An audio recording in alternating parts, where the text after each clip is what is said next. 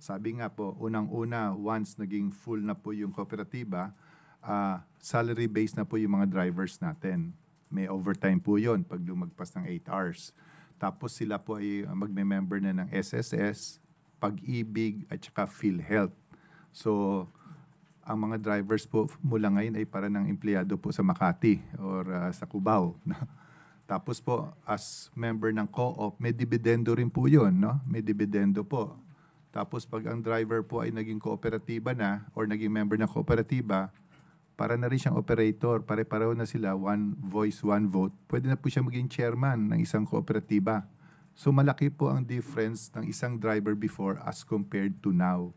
At just to add po, hindi po siya pwede maging transpo cooperative. Pwede po silang lumaki, maging multi-purpose cooperative pa po. So maraming opportunities pong papasok sa kanila. Yung kanilang income as compared to before, it could be almost the same.